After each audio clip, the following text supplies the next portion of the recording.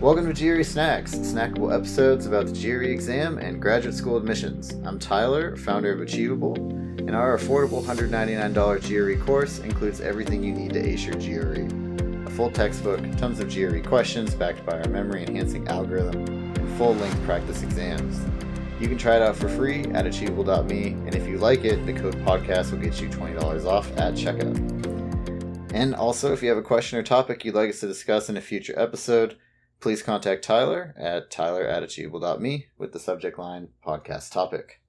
Now, let's get started. Today, I'm really excited to have on the founders of Testcrackers, Yuri and Seth. If you guys want to introduce yourselves and say hello. Hey, I'm Yuri Gottesman. And I'm Seth. A little about Testcrackers. For about a decade now, we've been running small group courses, mostly for the GMAT and GRE. They're live online and in person if you're in the Bay Area. And we really feel like that interactive approach with a expert instructor gets you the most support you need to get the score you want. If you're interested, give us a call, 415-323-5728, or visit our website at testcrackers.org. Great. Thanks, Seth, and thanks, Yuri. I'm really excited to have you guys on. And so now the first topic you guys wanted to cover, I think, is really fun, which is better, the GRE quant and the GRE verbal? And there's kind of like, there's layers or nuances to better, right? There's just like, what's more fun, maybe what's easier, what's more useful in real life, or just straight up like, taking it all together, what do you think is the best one? So yeah, take it away, guys. Which of you wants to go first on your argument? Sounds like me. I'm going to go ahead and put my cards on the table. The verbal section's better. I've got a lot behind this, and I think you'll probably come away agreeing with me on it. In part because as you get to know Yuri better, you'll see that he's wrong about most everything, and so his belief in the quant section alone is enough to know it's probably verbal. All right. So do you want to like start out? What's your opening argument for this then, Seth? I think the best case for the verbal is really just that this is a real life skill. This is something that involves reading and understanding information and using logic to think about the validity of arguments and to kind of poke holes in things. That's the kind of thing that basically all of us need to do at some point in life. And, whereas math, maybe not so much. Yeah, it depends on your life, I guess. That's true. And, let me give a caveat. If you want to teach GRE quant courses, then the GRE quant section is much better prepped for that. All right, Yuri, what's your first rebuttal then? Seth makes a great point about real life applicability of these sections, and I will say this: a single GRE quant question saved my life, and so I don't know of any better argument than the GRE quant actually saved my life. Then maybe you could use some vocab words to impress a boss or something. But would you like to know how it saved my life? I'm curious. Well, yeah, definitely.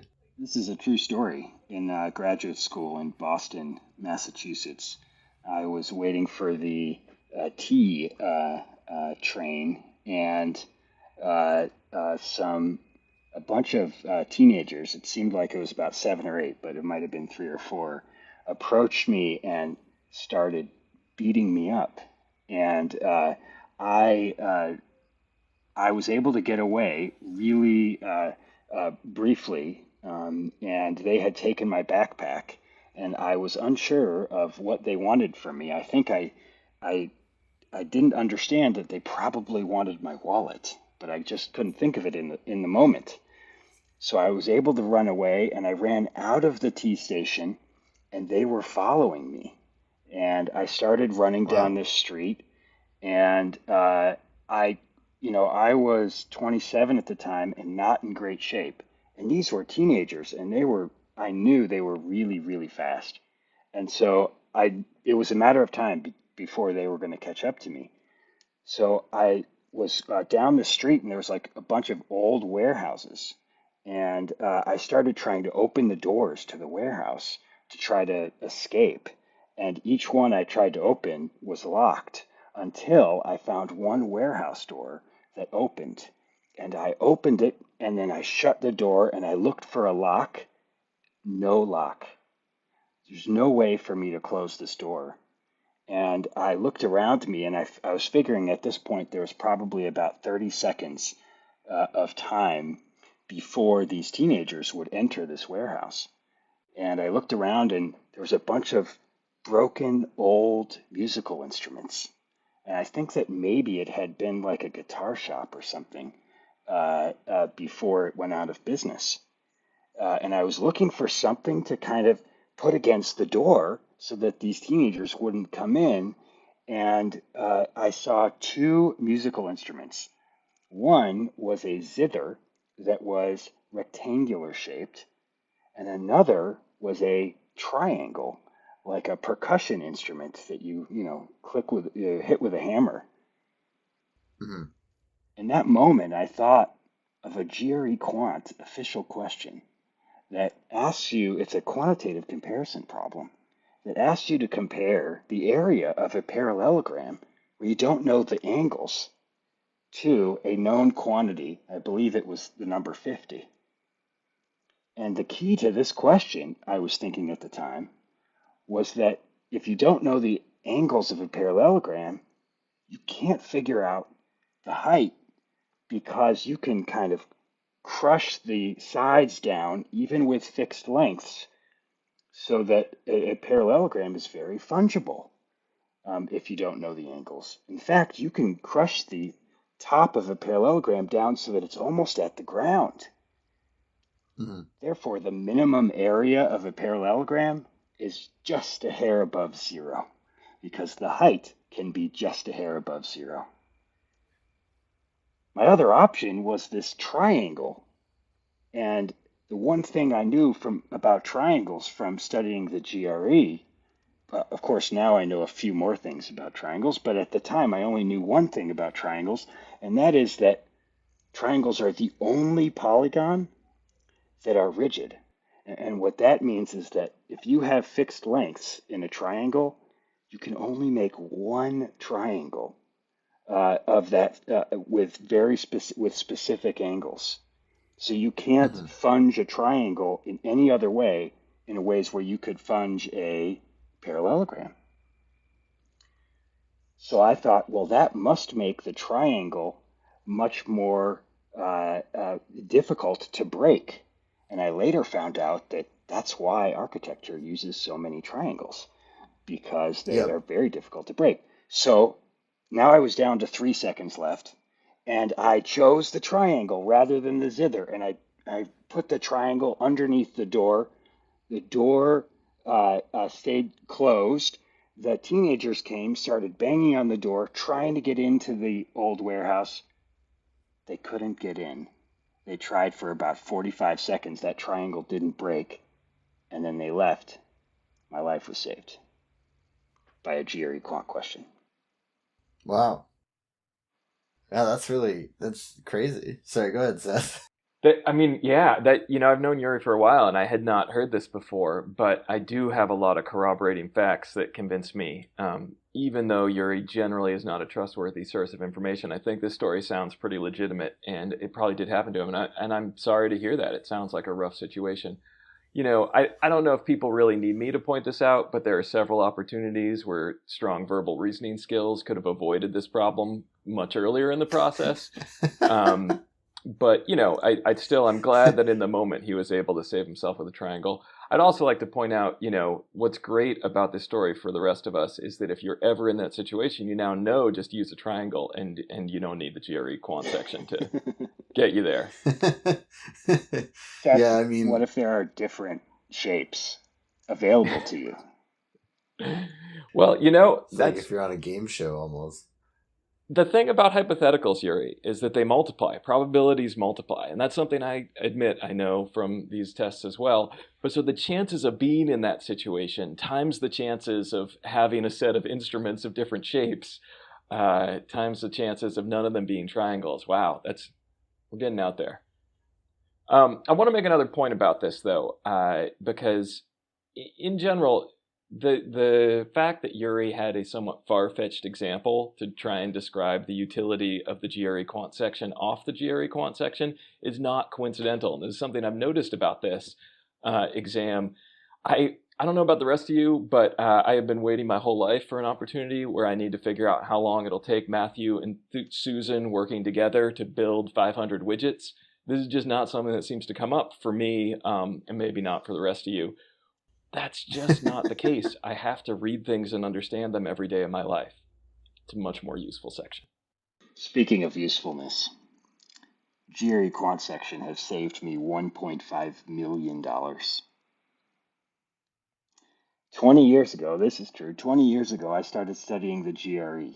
At about the same time, I turned old enough to play the Powerball lottery. And so I started studying the GRE and I got into probability. And I determined that, as many people know, the chances of winning the Powerball are about 1 in 290 million. Well, a Powerball ticket costs $2. So in order for the Powerball ticket to be worth $2, the winnings have to be $580 million. It's only happened a handful of times in the last 20 years. Every time it has happened, I've played $200 worth of lottery tickets. Every time it hasn't happened because of the GRE, I have not played the Powerball and therefore saved $200 every single day. So for the past 20 years, I've saved $200 a day, 365 days a year. By 20 years, only 4 times have I spent $200 because that's when it's been worth it to play the Powerball. And so I have saved $1.46 million over the last 20 years. Thank you, GRE quant section. So Tyler, how much? Go ahead, Seth. How much have you spent on Powerball over the last same time period? 0, but I've had 0 chance of winning, I guess. If you're playing devil's advocate. I had a college statistics professor who liked to prove the point that your chances of winning Powerball don't change when you buy a ticket, as long as you cut yourself off at like 3 or 4 decimal points for statistical significance. That basically it's 0 either way. But again, I'm slipping into trying to give credibility to math. I'd like to point out that without any real math, I've also, like Tyler, similarly saved a comparable amount to Yuri. So, he's not really ahead of us despite all this math. I mean, I thought he was about to say that he won the Powerball. If you guys have seen that recent movie, I'm trying to remember the name, but there's some movie that just came out about these people that accidentally rigged a state lottery. I think it was the Massachusetts state lottery and won a ton of money. Yeah, no, I saw an ad. I'm gonna go look it up movie. and come back. I don't remember the name of it, but you're right. There's definitely a movie about that. And that goes to another of my points in terms of which is more fun. There aren't a lot of things like that. It's a bit of the exception to demonstrate the rule. Math is not a real pop culture subject that tends to build a lot of hits. And just in general, I was thinking about this. I have a daughter, and just yesterday I took her to the library to get some books. There are these institutions in virtually every city in this country where you can go and get books out, and there are people there getting books because people find reading a pleasurable activity that they choose to do in their free time.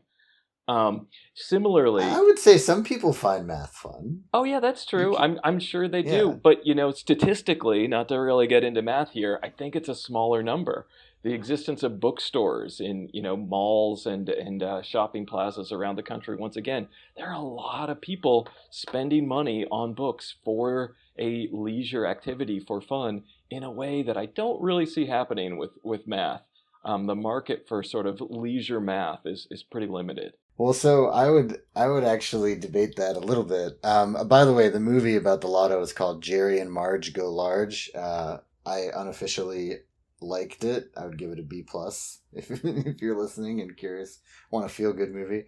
But yeah, I think that maybe just expanding the definition of what is a math or logic based entertainment experience would probably yield some different results, right? Because if you think about, I don't know, I would argue at least like a third, if not way higher, of video games are like math or logic or reasoning based. Well, hold Right? on a Like my minute. friend. You can't steal logic and reasoning and put those in the math side of the equation here. It's called the verbal reasoning section of the exam. It very much tests logic. So it's only when we're limited to numbers that you're in a territory that solely belongs on the quant side. Sure. Yeah, I would say then maybe it's smaller, but there are definitely video games that are very numbers based. My friends and I have been playing a game called Factorio that is basically just a number crunching game.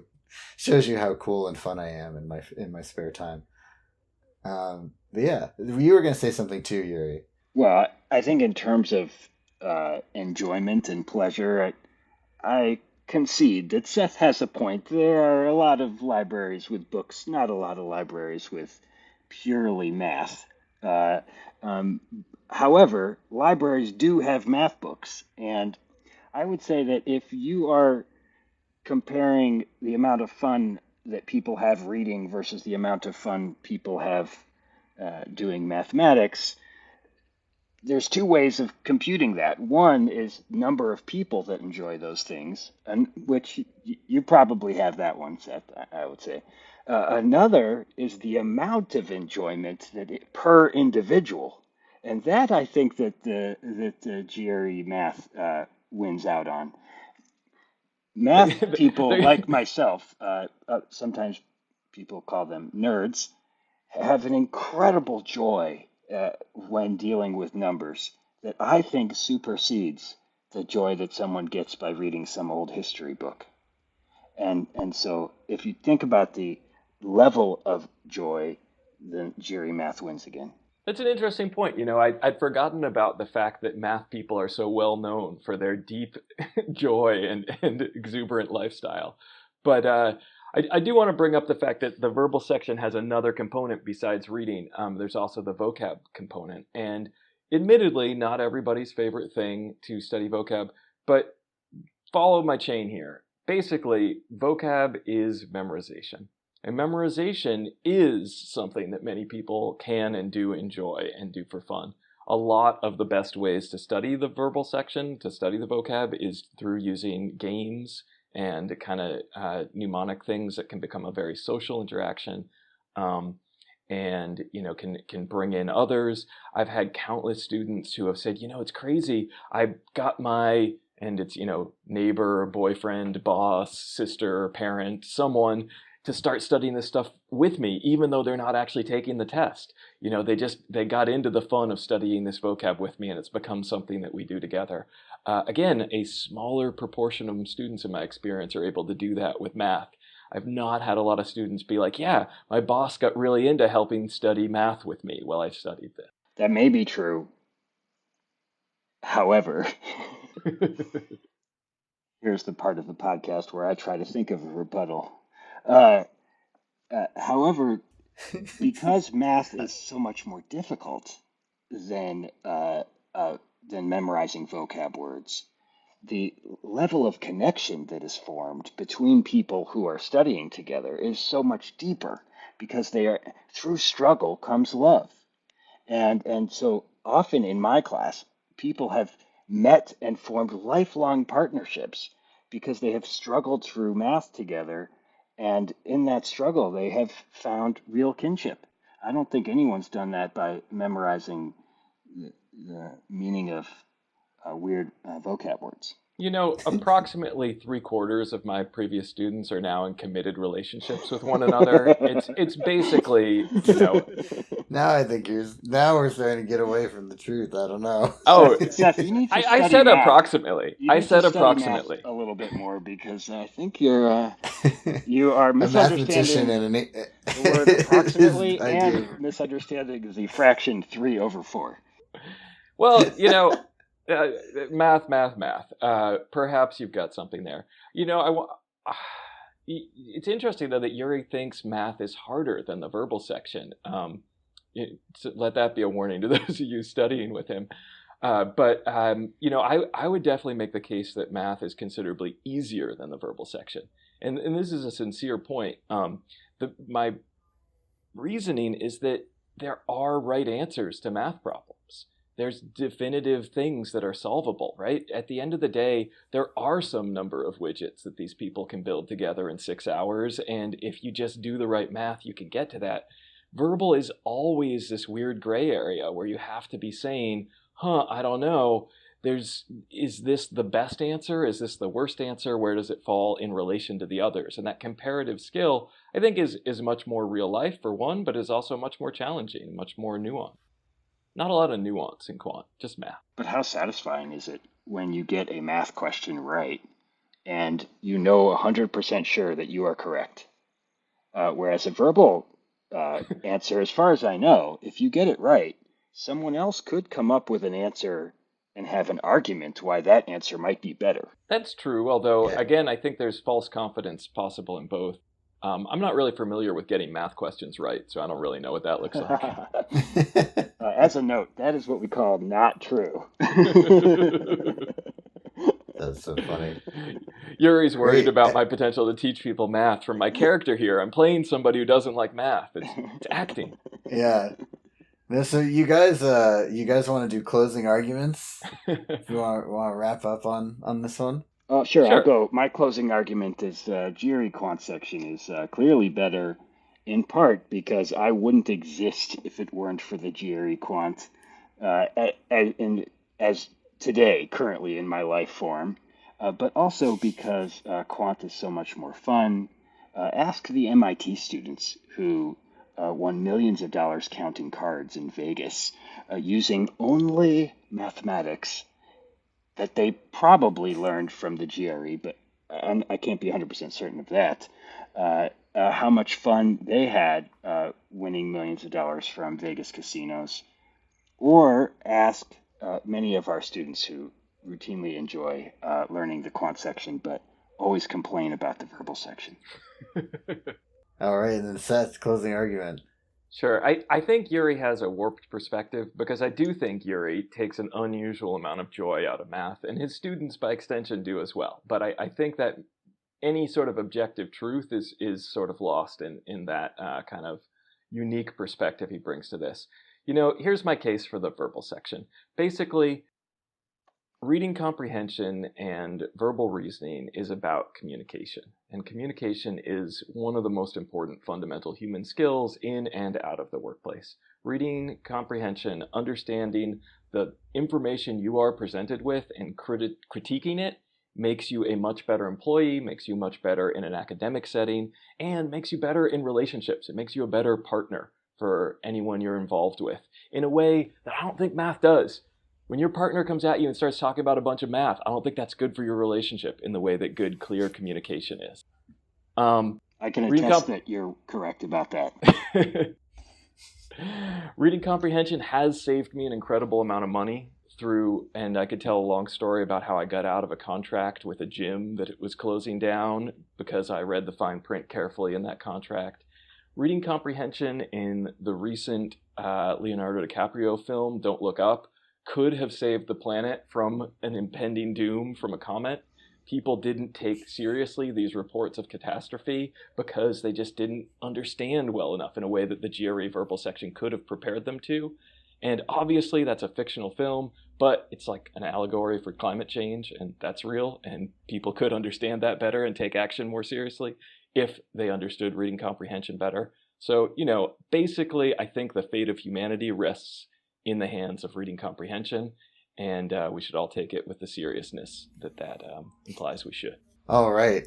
Thanks, guys. And so whether you are on the run from muggers or trying to save the planet, hopefully the GRE is useful to you.